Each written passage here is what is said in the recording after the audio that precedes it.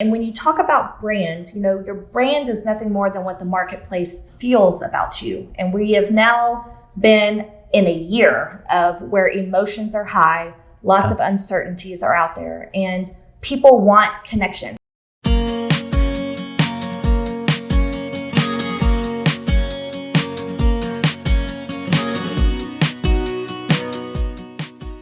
All right, Amber Farley, it is good to be with you in Nashville. In Franklin, Tennessee, this office is wonderful. Yeah, isn't it fun?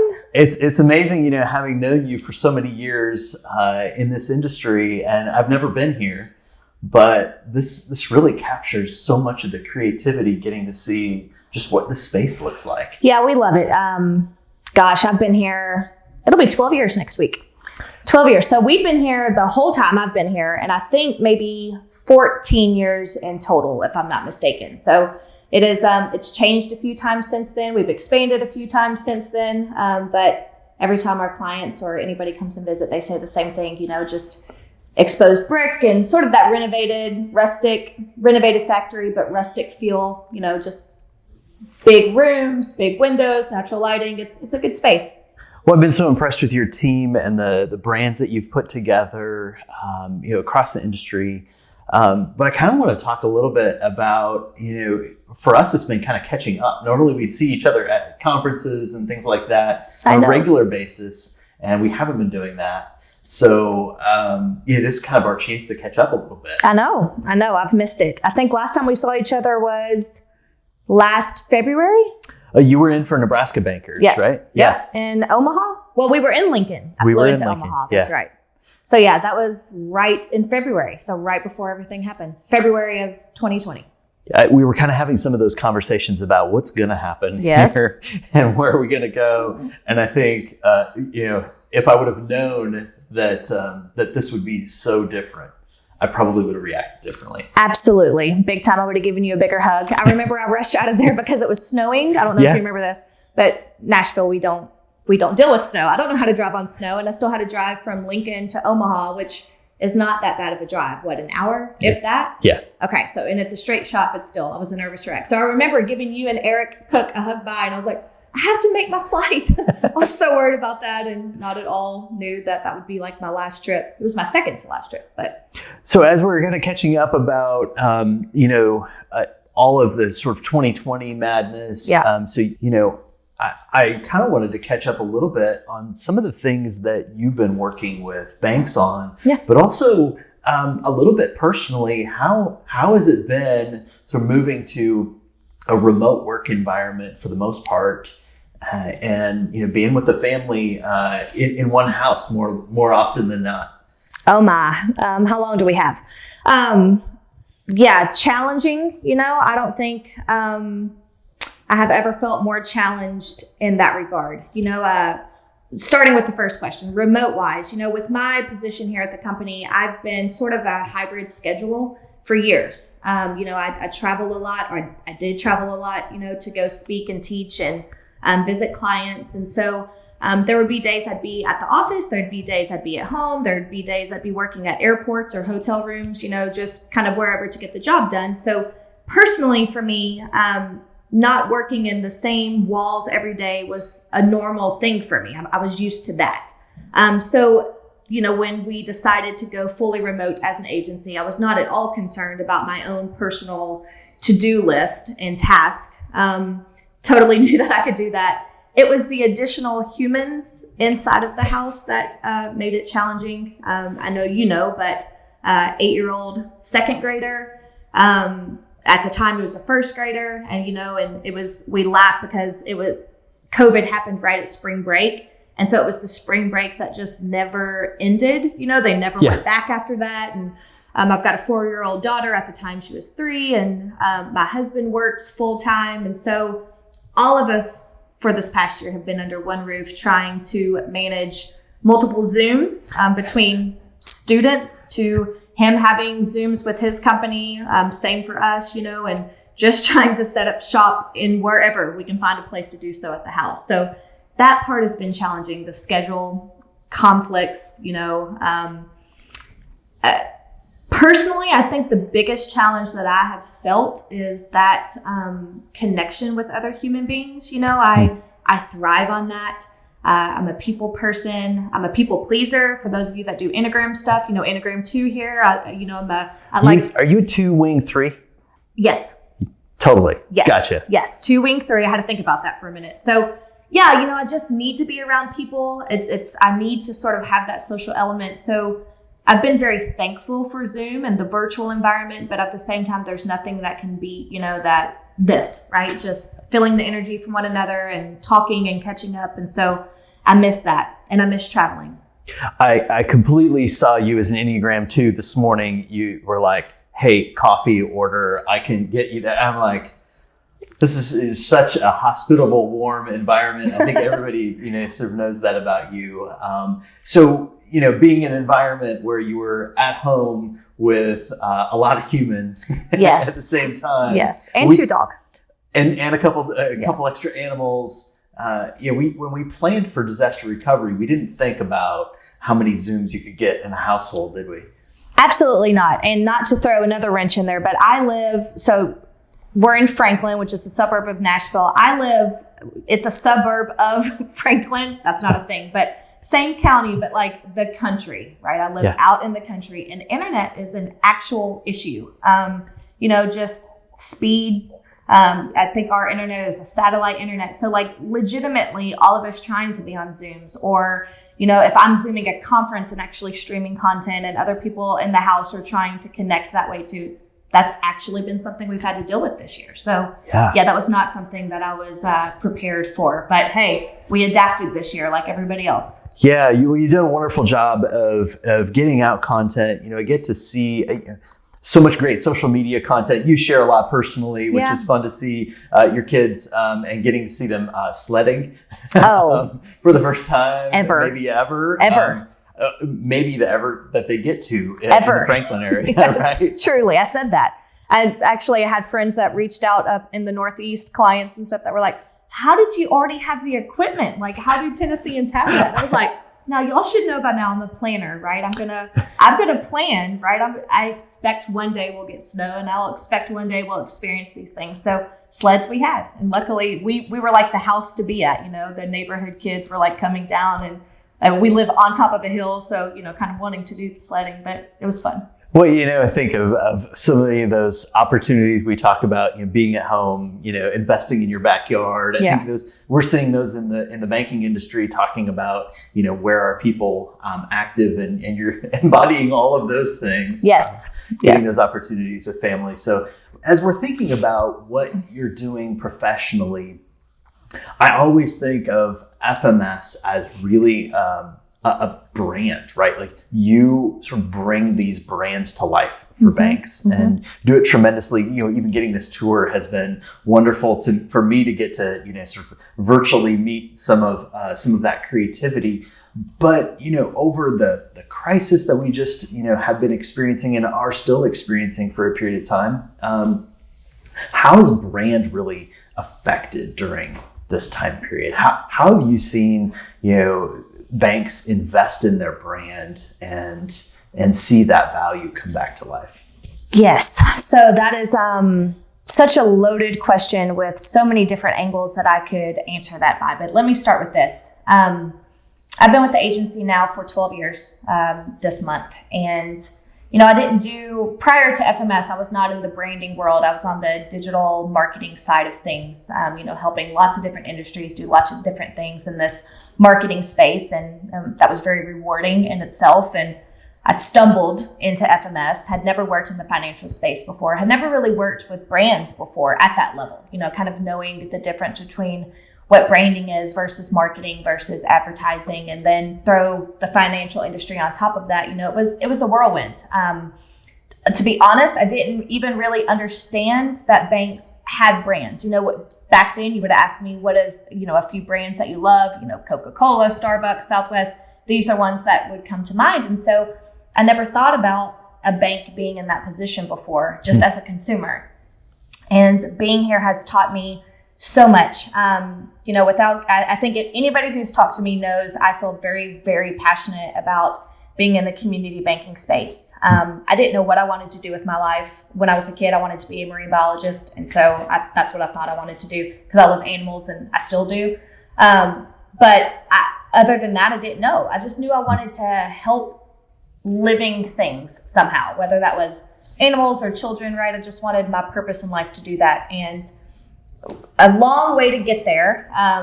I feel like I have found my calling, is community banks. I told my husband this last night, and not even to like prep for, being with you today. I literally said to him, advertising can get stressful. It's deadlines. There's lots of things that happen, and speaking and teaching, there's content that's due. And, it's an intense road.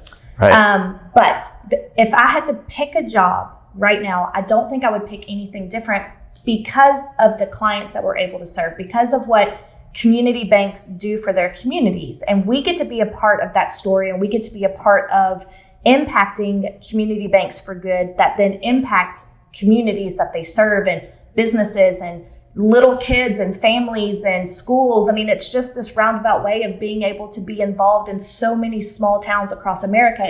It's truly, truly inspiring. And so when you go back to say, where has brand been this year for banks, right? Where has brand sort of been talked about?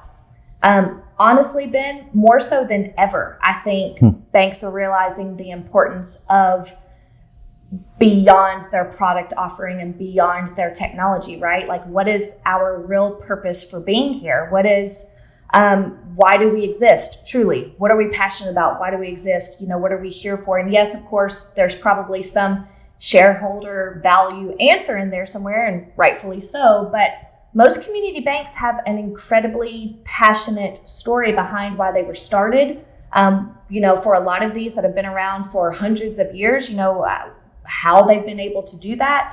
And when you talk about brand, your brand is nothing more than what the marketplace feels about you. And we have now been in a year of where emotions are high, lots of uncertainties are out there, and people want connection to other people. People want connection to brands and companies that they deal with, and so there's been this refocus I've seen in the industry of where banks say, we need to do a better job of telling our story, and we don't need to make one up.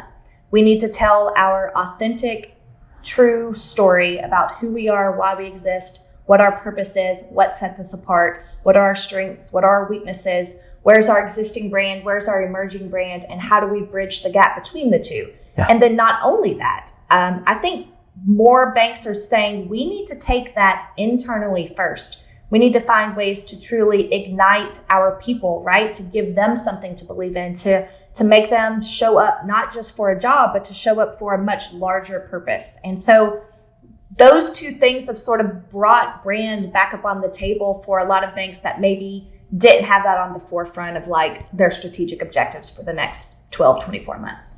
Oh, you covered so much in there. I was having a conversation yesterday with a couple financial brands that were leading really kind of their internal initiatives, and they said, during the crisis, we had an employee or several that said we're sort of moving to a different opportunity. Yeah. We sort of reevaluated, and I think what you highlighted there was, maybe there's a sense of purpose that they didn't feel connected in the bank. Yeah. And so as you talk about brand, part of what you're talking about, we label it as employee retention. But sure. Sometimes it's that they didn't understand the purpose of the organization. It's so true. And not that everybody needs that in their job, right? There are some people that truly just want to show up, do their job, and leave, and let their work be work and life be life. And, I respect that wholeheartedly. But when we approach banks and we do rebranding initiatives for banks, we always start internally first, because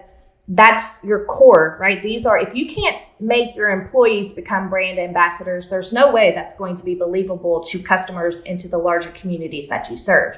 It has to start internally. Your team has to be the heartbeat of the organization. And sometimes that already exists. And other times you've got to sort of dig a little deeper to help that come to life. And really, we call it rallying your team, let's get everybody pulling on the same rope. Let's, just if you're a sports fan, which I know you are, you show up, you're dressed up in your team colors. sometimes with face paint on, acting crazy over a game that you're not even playing, but you feel connected and you feel this sense of community because you're all there supporting this one bigger cause at that time. And it's really no different, and there's front room employees and back room employees, and there's customer facing employees and not customer facing employees. But no matter what, we're all part of this engine that kind of keeps it going, and every single body is important. And so we have to be able to understand how each of those roles at the bank truly impact the customer experience and truly impact that brand for the organization, and find ways to say, hey, this is who we are as an organization, but this is what this means to you in this role. And here's how you can help us to be what we're trying to be. Well, I think that communication is so valuable. As you're talking about financial brands and how they uncover their why and how they uncover that core mission and purpose. For a lot of people, the crisis, I think one of the gifts really is rediscovering that purpose and thinking more about those things that mean the most to you. As you're going through branding exercises with financial brands, how has that been a part of the conversation? Do you feel like you've gotten there quicker? Oh, yes, without a doubt. And I think we have a pretty defined process here. And there's a phrase that goes on in these walls that our creative team doesn't necessarily like, but our strategic team does, is that process protects. And we have a process that works in truly helping banks discover their authentic brand, their authentic voice. We do not come in and create a brand for an organization. It would serve a very short-term goal, right?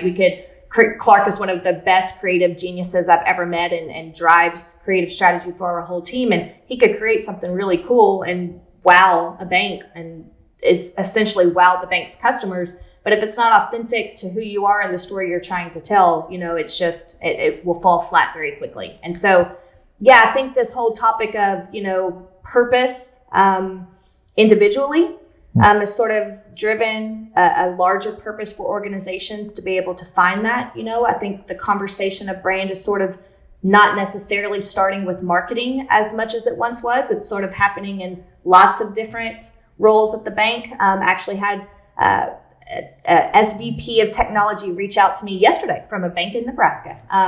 Reach out to me yesterday talking about a branding strategy, for a bank, and just wanting to kind of understand what that looks like. And so, I definitely think it's coming up more and kind of from various positions there at the bank. Yeah, well, we're definitely hearing more and more of people expressing purpose in those first conversations. I think as a marketer, that's a really encouraging thing, because now we're starting to get to the real thing behind the thing. Right? Yes, so true. It's so much less about the logo. Yes, I know you all create great logos. No, but we're the first to say that's just it's a nod to your brand. It's not your brand, and that's one of the first things we always say is when you're thinking about your bank's brand, it is not your logo. It is so much more than that. It's not even necessarily a tangible thing. There are tangible elements that bring that to life, like textures and photography style and color palettes and logos and fonts and all of the things. That's as far as I go on creative, all the things that they do. But it's that emotion. That's what your brand is. It's that emotion. And you cannot, one of the things that I see a lot of institutions do is you cannot only hear that perspective from the top. Because if you're only going to the executive team and saying, what's our purpose? Why do we exist? What are we good at? Where are our challenges? What do we need to go through? That is going to be one perspective, and a very important one. It's a very, very important perspective. And a lot of times that drives a lot of what these brands become and come to life, because the real passion is there usually. But how to get to true, authentic discovery of what your brand is, you've got to hear from multiple voices. And so, our discovery process here is, of course, from board of directors and the executive team, but we also take it a step further and we talk to each, business line, mortgage and commercial and wealth, and we understand, what they think and feel about the brand. And then we talk to other employees, whether it's tellers or, technology in the back rooms or sales or HR, and what do they think and feel about the brand? And then to existing customers, both young and old, and then to non-customers, why do you bank with who you bank? Why don't you bank here? And just trying to get some real perspective and honest feedback so that as we move forward, we're doing so in a very sometimes humble way. We uncover things that don't necessarily, it's not fun to tell a bank, hey, it's feedback, right? Yep. Yeah, it's sometimes painful. Sometimes it's affirmations. It's things they already knew, and they're like, sometimes it's, hey, we're doing great at this, and it's fun to be a part of kind of that realization, and then say, okay, now that we're past that part, let's create something we're all proud of. Let's create something that's authentically yours. Let's create something you can own so that it lives and breathes for the next 5 to 10 years. It's something that your competitors cannot take away from you. And then when you do that, it sort of acts as, you can hang everything else on it. Every product decision you make, every hire that you make, every community initiative that you're involved in should hopefully ultimately be advancing the brand of your organization. So it gives you, a spiritual guide, if you will, for every other decision that you should be making for the next 5 to 10 years. I think when we're here in Nashville, sometimes we take feedback for granted, right? If you're down at listening to live music, they're getting feedback as a performer all the time. And with financial brands, we sometimes have to really work to get feedback. Yes. And sometimes that honest feedback just doesn't come as naturally. No, and it's just, we don't have a product that is top of mind a lot of times to consumers, right? It's not something, they don't think about their bank all day long or, what they do with their money all day long. It's just part of who they are and part of how they transact to do the things they actually care about. Until a bad experience happens. And then, of course, then you hear about it all. But, we're not in this industry that's necessarily fun to talk about with another consumer. I don't sit there and have coffee and talk about my bank to them, Yeah. So, it's hard to solicit that type of honest feedback from that perspective. Well, I want to talk to you a little bit about community. Yeah. So we're highlighting some of these stories to talk about how community heroes are really coming out. And you referenced a little bit about how you feel impacted by seeing the work that's being done in all of these communities across the country. Yes. That really resonates with me because that's why I'm in the business that I'm in as well. When you think about how that's being impacted going forward, 2021 and beyond, how do you feel that brands are starting to highlight that as a financial brand? Highlight the community aspect of it? Yeah, highlight how they're impacting that community. Oh, gosh. That's where the stories are. Honestly, It's like, most of community banks, they live, they work, they play in the communities that they serve. We hear that over and over and over again. And hands down, the biggest strength of any bank that we talk to is our people. And we always respond with, well, the bank down the road has people. You know what I mean? Like, what do you mean by your people? But every bank says it because they truly feel like we've got the best of the best. And in a lot of cases, that is true. They've made those decisions based on how these people are involved in the communities or how they're known in the communities. And so, gosh, the community aspect of it from a brand perspective to me is everything. It's literally, it's one and the same because the brands is not necessarily, I guess in some cases it could be the product itself that the bank is promoting or, working to do. But the majority of the time, it's going to be the stories of what they're doing in their communities and the stories of the employees that work there and, and how the employees are involved in the communities. There are times during discovery where we hear stories from customers of like, how a banker has gone above and beyond to help their business or has gone above and beyond just to help their kid through a financial situation or gone above and beyond to forgive something or gone above and beyond to create a loan that didn't exist in order for them to do, X, Y, and Z. It's story after story after story of listening and truly trying to discover the need and the problem that is there and to find a solution for that. Every client that we work with does that to some extent. And it all goes back to because we want to see our communities thrive and we want to be the heroes in our communities. And they are, right? Community banks are the front porch of their community. And that's not just a saying. It is the truest thing I've ever seen, experienced, read, been a part of. There is no bigger heartbeat of a community than the community bank that actually serves the communities that they're in. When I think about what's what we're preparing to go into, right? This recovery mode as a country, as financial brands across our country. What does it look like next? What do you think is going to happen next? Oh, well, gosh, I don't know what's going to happen next. I think people are going to come out of this. I hope people come out of this with more hope, with more gratitude, with more appreciation of the sense of purpose individually, but also just, I hope this past year was reflection for a lot of people. It was for me, it's time. I was still busy as ever, if not more so than ever. I don't know how, because travel stopped, but yeah, I felt busy with work, busy with life, busy being a mom, just busy. But there was a lot of humility and reflection also in that, a lot of struggling, which then sort of made me lean into grace a little bit more, self-grace, asking grace from my husband, and from coworkers. It's just, you can't be all things to everybody. And so I think empathy is going to be everywhere. I don't think this is going to be a buzzword just because everybody's talking about it right now.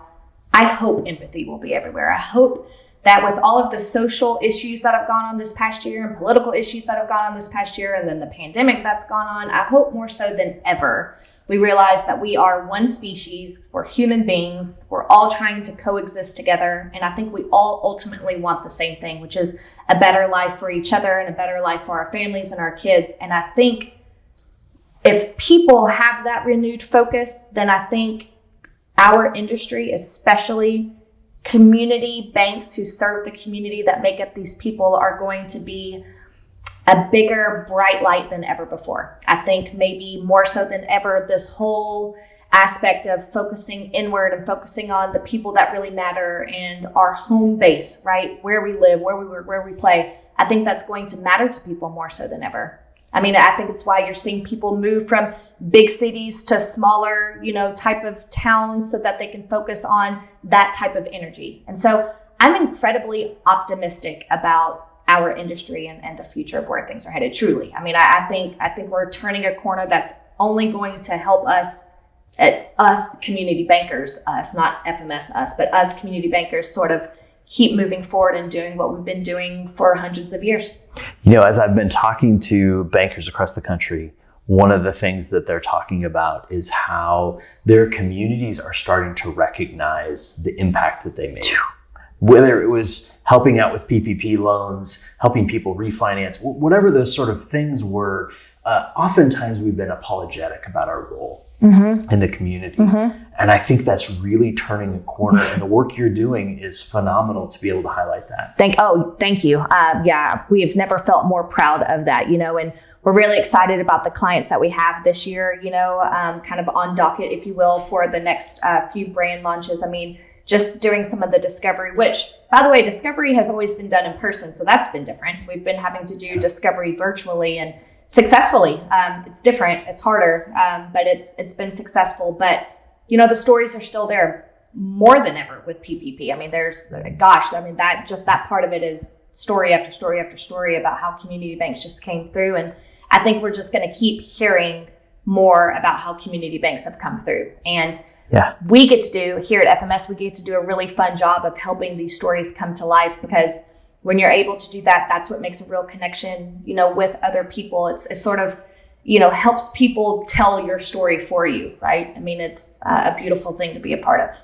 Yeah, well, I appreciate what you're doing. I'm excited to see the new work from that you're working on right now. And hopefully we'll be with a lot of our friends here at conferences soon. I hope. In some nice destinations. But yes, every conference better be like beachfront this next year. It's like no pressure, everybody. Right. Yeah, get me in front of some sun and some water with my friends and with bankers. That would be perfect.